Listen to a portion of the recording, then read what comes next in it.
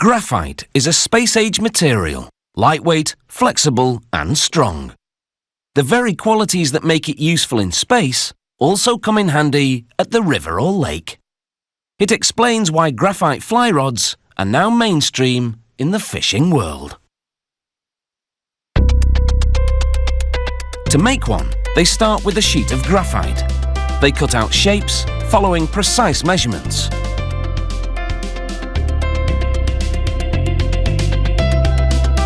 One mistake here and the performance of the rod will be compromised. This will be a 3-piece rod with a butt piece, midsection and tip. They place a shape on a tapered steel mandrel and peel away the paper backing.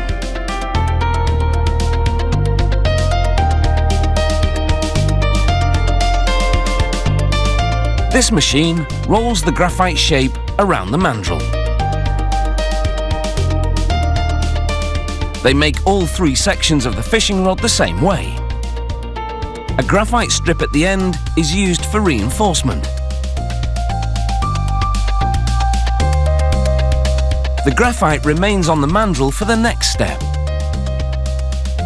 They wind polypropylene tape around the graphite to squeeze out any air pockets between the layers.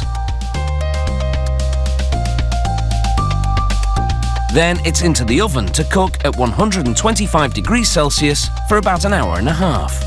The tape won't melt, but resins in the graphite will, baking the rolled layers together.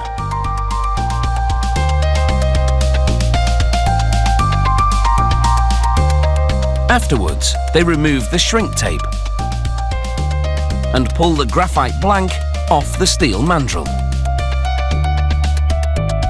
Then the rod blanks go for a dip in a special finish, which turns it a deep blue.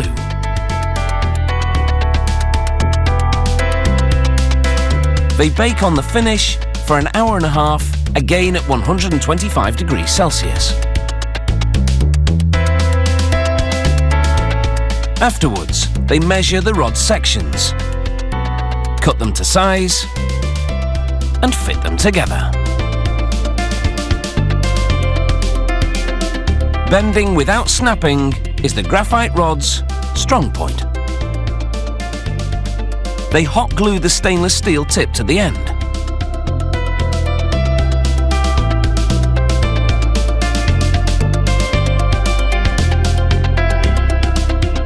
Then they piece together the retainer for the reel.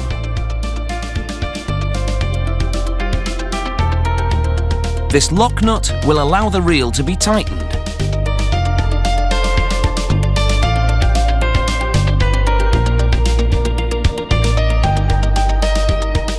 The butt plug will keep everything from sliding off.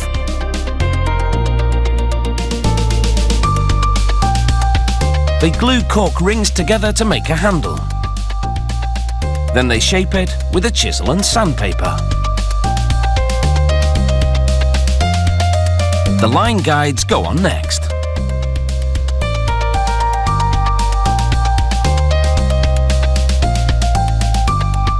To secure it to the rod, thread is wound around it.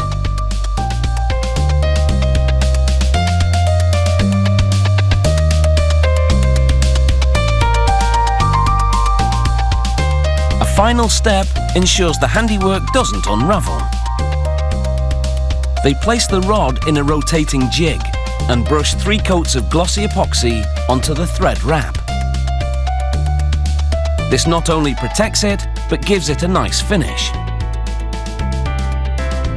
Now, they slide a metal foot into a groove on the reel retainer, and it's ready for the reel to be attached. But before you can cast your line, there is some information that needs to go on the rod, like the brand name and the serial number.